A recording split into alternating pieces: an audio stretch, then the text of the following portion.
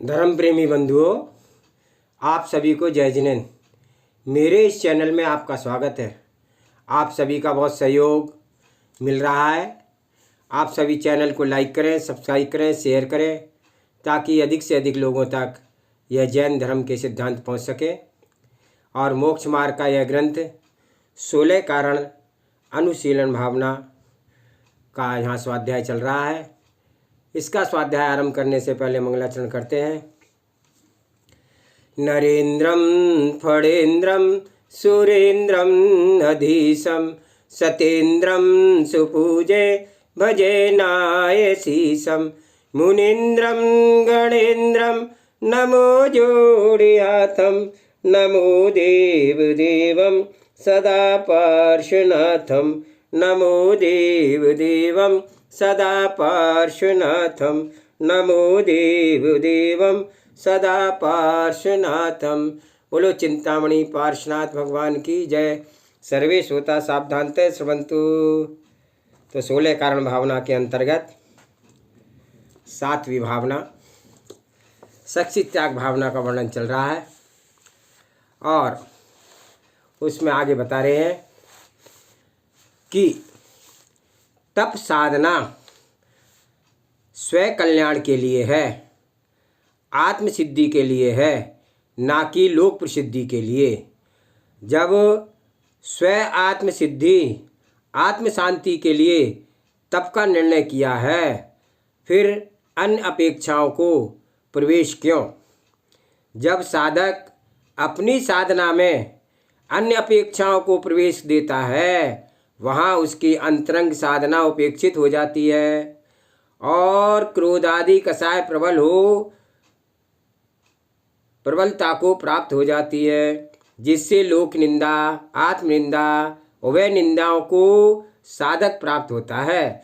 उसकी साधना सड़े फल के तुल्य हो जाती है। जैसे कि कोई फल अंतरंग में सड़ गया है परंतु ऊपर से चमक रहा है, पास में जाने पर घ्राणेन्द्रिय को कष्ट देता है, अर्थात दुर्गंध युक्त है। उसी प्रकार से बाहर से तप तपस्या चमकती रहती दिखती है कसाय की, परंतु अंतरंग द्रव्य भाव कषाय की दुर्गंधी से दुर्गंधित है। ऐसे साधक की साधना तपस्या आत्म कल्याण का कारक तो बनती ही नहीं है, अपितु लोक में धर्म प्रभावना का भी कारण नहीं बन पाती।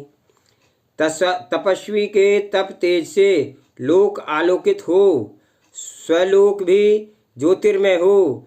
शीघ्र कोपी साधक, भावुक साधक क्षण मात्र में अप्रशंसा का भाजन बन जाता है। साधना का मार्ग धैर्य का मार्ग, गंभीरता का मार्ग है। धीरता, चंचलता, शीघ्र निर्णय की भावना वाला तपस्वी उभय लोक में असफल रहता है। मंगल भाव तो उसके स्वप्न में भी नहीं आते हैं, अमंगल भाव क्षण क्षण चलते हैं। गुणस्थान वृद्धि कैसे होगी?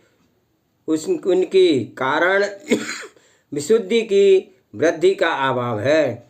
बिना विशुद्धि की वृद्धि के गुणस्थान की वृद्धि नहीं होती है। कषाय स्थान की हानि होने पर ही विशुद्धि स्थान की वृद्धि होती है। आत्म नियंत्रण करके ही आप तप को करना चाहिए।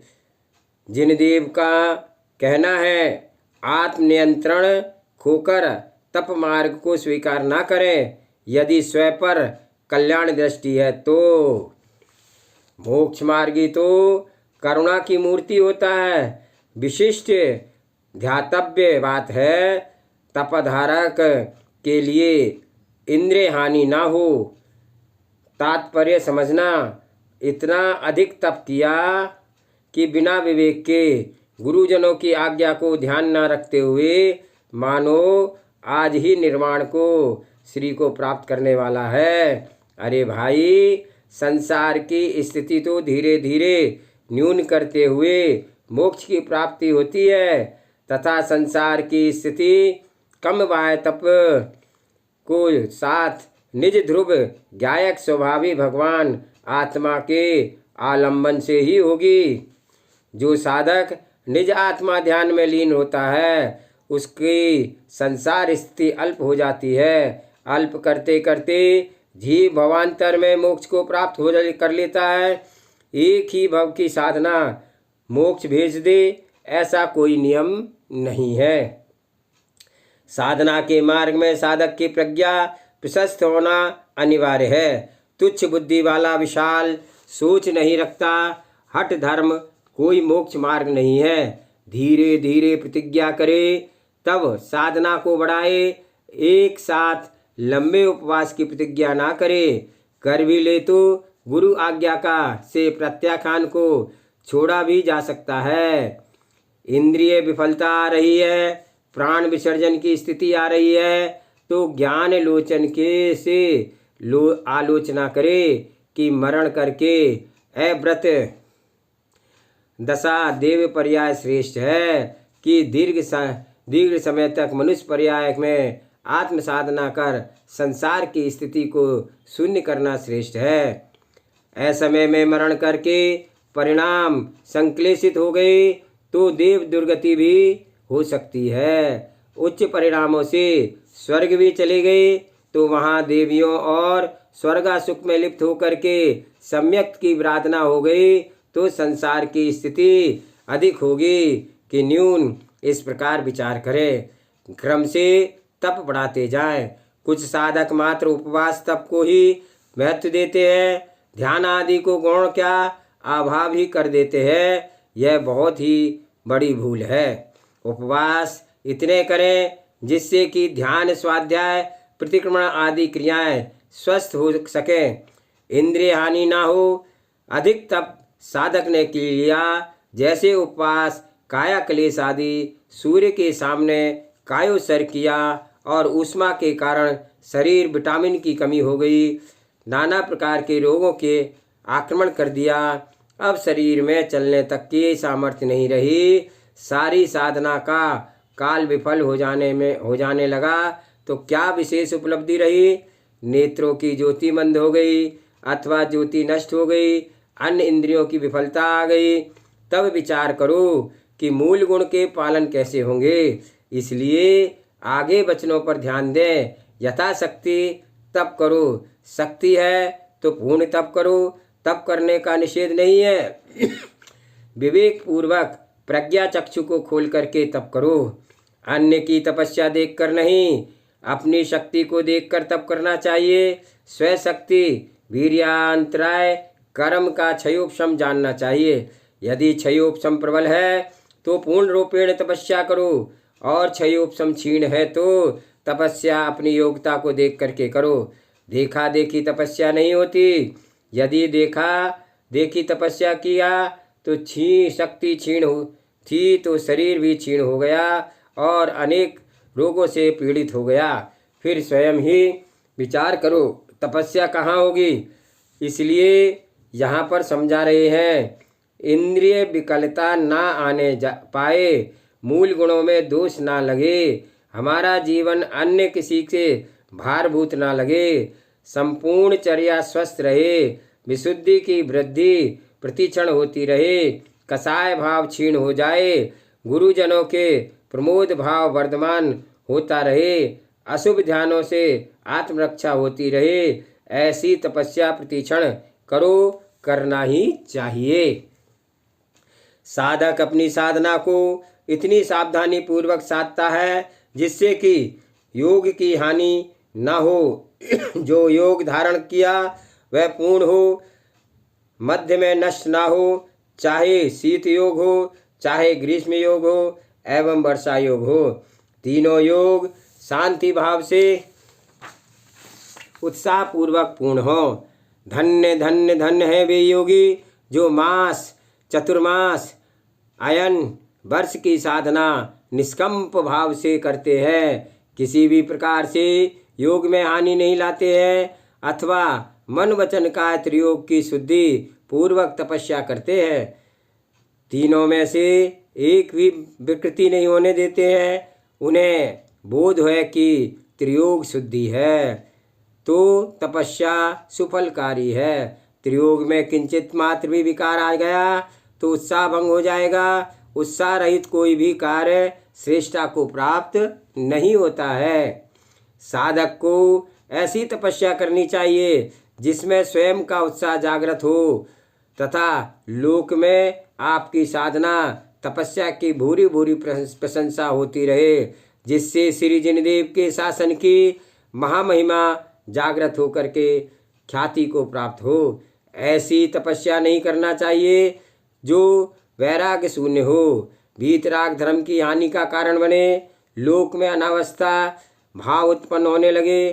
तपस्या ऐसी हो जिससे स्वयं कर्मों की निर्जरा हो, निर्वाण की प्राप्ति हो। व्यवहार में श्री जिन शासन नमोस्तु शासन की मंगल में महती प्रभावना हो, सर्वलोक में मंगल हो।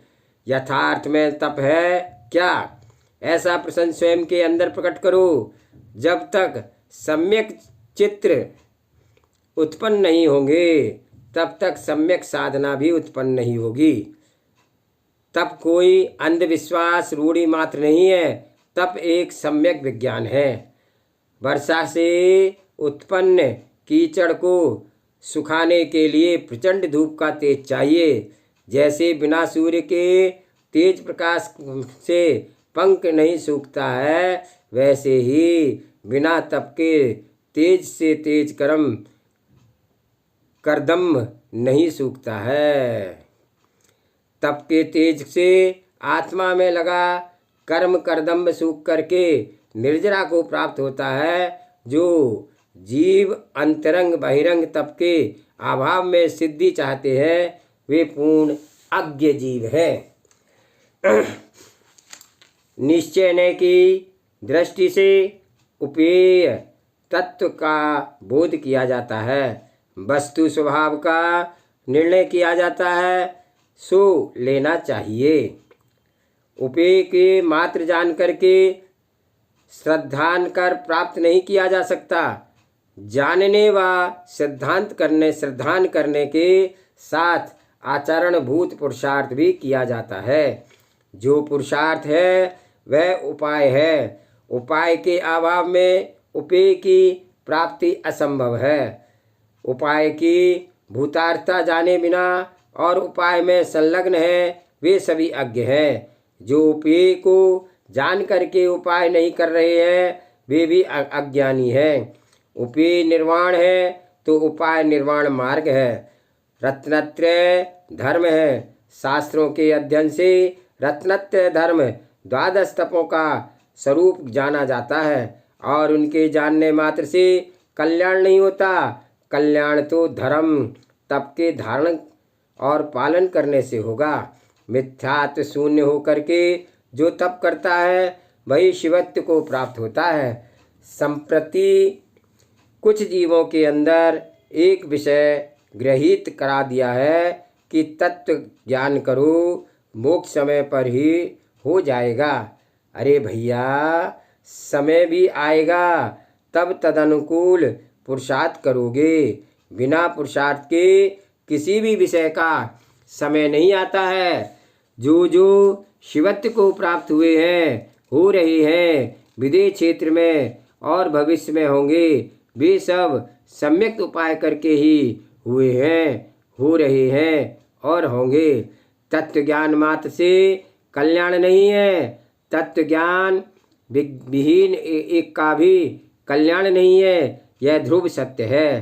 तत्व ज्ञान विहीन निर्ग्रंथ दीक्षाधारी भी निष्फल है, परंतु दीक्षा बिना मात्र तत्व ज्ञान भी निष्फल ही है। उपाय मार्ग को स्वीकार करना ही पड़ेगा। स्वशक्ति की क्षीणता में यदि आप निर्गन दीक्षा नहीं ले पा रहे हैं तो आपके चरित्र मोहिनी कर्म का उदय है। चरित्र मोहिनी कर्म के क्षयोपशम का अभाव है। कम से कम सम्यक्त का आश्रय तो लेकर के चलो। यदि चारित्र सर्वथा ही दृष्टि से देख रही है, चारित्रवानों को प्रतिग्लानि आ रहा है तो उनकी आलोचना में रस ले रहे हैं, उन्हें हीन दृष्टि से देख करके उपहास कर रहे हैं, स्वयं को श्रेष्ठ देख रहे हैं, तो समझना आप अपने सम्यक दर्शन का भी नाश कर चुके हैं। आप अथवा अभी तक आपको सम्यक दर्शन हुआ ही नहीं है। इस कारण से उपाय तत्व के प्रति अनास्था भाव है। सम्यक दृष्टि जीव तो संयम प्राप्ति के लिए तड़पता है। संयमी मुनिजनों के चरणों की धूल को भी शीश पर धारण करके स्वयं को अहो भाग्यशाली मानता है। सच्चे गुरुओं को देख करके ऐसा जानता है जैसे मेघों की गर्जना पर मयूर नाच उठता है। धन्य धन्य धन्य भाग हमारे जो सच्चे वीतरागी भावलिंगी धरती के देवता हमारे सन्मुख विराजे हैं। भावी सिद्धों को अपलक निहारो निहारो निहारो। मिथ्या भेषों को अंतरंग बार बार देखा है, माना है। आज पुण्य प्रकृति का उदय से दिगंबर देव के दर्शन हो गए। नारकी बनकर के जिनदेव दिगंबर तपोधन के दर्शन नहीं कर पाएंगे। तृतीय नरक तक जिनवाणी किसी भव्य जीव को से सुन सकते हैं, परंतु तृतीय नरक के आगे देव शास्त्रु के दर्शन नहीं होते हैं। कम से कम भूल को सुधार लो। कदाचित सच्चे गुरुओं की निंदा करके पूर्व में नरक आयु का बंध भी कर लिया हो तो आज भाव सुधार लो। अब वंदना करने लगो, जिससे कि नरक के सम्यक संस्कार लेकर के जाओ और वहाँ पर सम्यक प्राप्ति करके अपना मार्ग प्रशस्त करो। पर निंदा तो किसी की भी मत करो। व्यर्थ में नीचे गोत्र के बंद क्यों करते हो? इसलिए ना नए की निंदा करो, ना नए धारियों की निंदा करो। यदि कोई बाल असक्त जिन दीक्षा लेकर के निर्दोष चर्या नहीं पाल पा रहा है तो उसका उपगुहन स्थितिकरण करो। यदि नहीं माने तो तटस्थ मध्यस्थ हो जाओ। न राग न द्वेष, शांति चित्त हो जाओ। महाव्रतों में जो दोष लगाएगा उसकी विडम्बना होगी ही, न कि हमारी। मैं तो उससे पूर्ण असत्य हूँ। मेरा पूर्ण असत भाव है, प्रशस्त भावना भावो, परंतु आलोचना तो उसकी भी नहीं करना। स्वयं का उपयोग अशुभ नहीं करना, यही बुद्धिमान की पहचान है। बहिरंग अंतरंग दोनों प्रकार के तपों की आराधना से जीव भगवान बन जाता है, ऐसा परम श्री जिनदेव का कहा है। जितना उपयोगी अंतरंग तप है उतना ही उपयोगी बहिरंग तप है। अंतरंग तप की वृद्धि के लिए बहिरंग तप योगीश्वर तपते हैं। बिना बाह्य तप के अंतरंग तप की सिद्धि नहीं हो सकती। इसलिए तीर्थंकर भगवंतों ने भी दुष्कर बाह्य तप किया। अंतरंग तप सिद्ध हेतु पात्र तपाने पर दुग्ध तपता है, बिना पात्र तपाए पात्र में अंदर के दुग्ध नहीं तपता है। इस लोक की सत्यता पर भी ध्यान दो और अंतरंग बाहिरंग तप के प्रति भावनाओं को बलवती करो। यदि स्व कल्याण की भावना है तो मात्र शरीर को कष्ट देना तप नहीं है। यदि अंतरंग वासनाओं का अभाव नहीं है तो कितना भी तप करो वह मोक्ष मार्ग में प्रयोजनभूत नहीं है। तप की परिभाषा समझना चाहिए। इंद्रिय मन सो नियमानुष्ठानम तपा। 5 इंद्रियां व मन को वश करना तप है। कठोर से कठोर बाह्य तप तपे इंद्रिय जीव।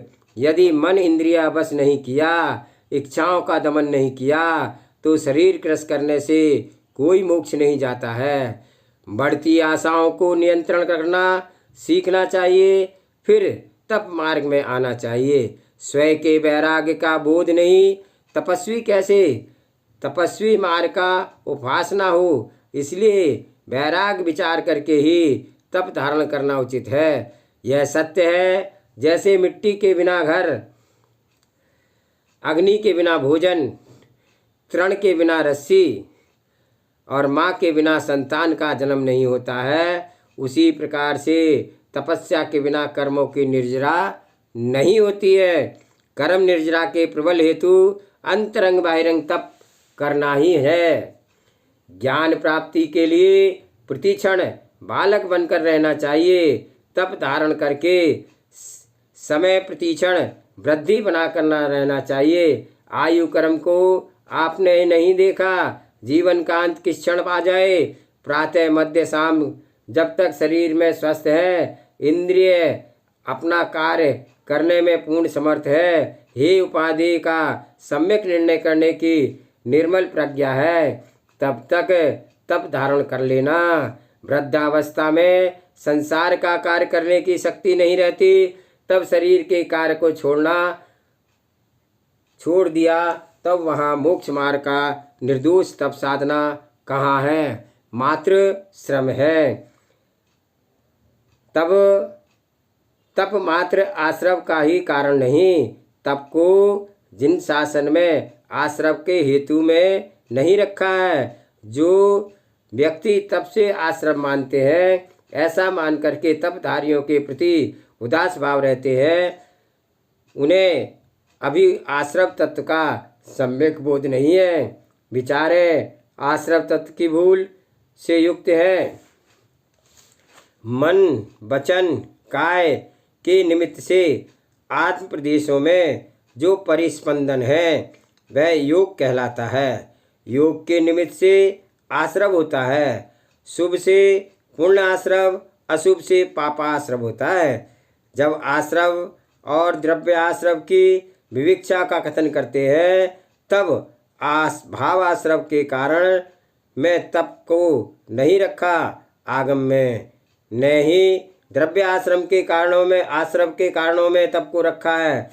फिर आप कैसे आश्रव तत्व में तप का धारण करते हैं? तो सूत्र कर्ताओं की ने मिथ्या आवृत्ति प्रमाद कषाय योग को बंध का हेतु कहा है, और जो बंध के हेतु हैं वे पूर्व आश्रव के हेतु बनते हैं, और तब बंध के हेतु बनेंगे मिथ्यात आवृत्ति प्रमाद कषाय योग। ये 5 भावाश्रव के कारण हैं। ज्ञानावरणी आदि जो कर्म योग पुद्गल वर्गणाओं का आना है वह द्रव आश्रव है।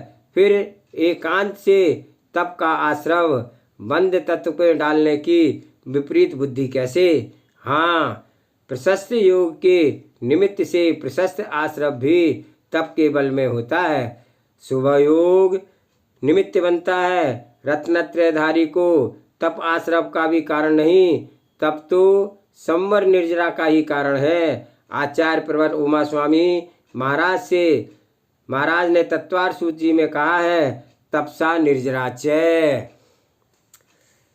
तप से निर्जरा होती है और संवर भी होता है। अब विचार करो, विचारे भोले प्राणियों के लिए जड़मती जीवों कैसे तत्व में भ्रांति खड़ी करा दी है। उन्हें तपस्वियों से ही नहीं स्वयं से भी द्वेष बुद्धि है, तभी तो वे तत्व का विपर्यास करने में संकोच नहीं करते हैं। जैनागम में तप को आश्रव तत्व में नहीं रखा, निर्जरा और संवर तत्व में भी नहीं रखा। बेचारे भोले प्राणियों के तत्व ज्ञान में विपर्यास ना करें, तप धारण कर स्वपर का कल्याण तत्व में स्वपर का कल्याण करें। आश्रव तत्व का समीचीन विवेचन कर अपने सम्यक की रक्षा करें। वाग्वादिनी के साथ खिलवाड़ ना करें। आगम विरुद्ध भाषण तीव्र ज्ञानावरणी व दर्शनावरणी कर्म के आश्रव के बंध का कारण बनेगा। ध्यान रखें। आज का स्वाध्याय ही समाप्त करते हैं। जावाणी के ज्ञान से सूझे लोकालोक, सोवाणी मस्तक नमो सदा देत हूँ दुख। हे जिनवाणी भारती तोय जपो निर्णयन, जो तेरी शरण आगे सो पावे सुख चैन। देव भजो अरिहंत को गुरु सेवा निर्गंत, दया धराम पालो सदा यही मोक्ष का पंथ। 9 बार नमोकार मंत्र।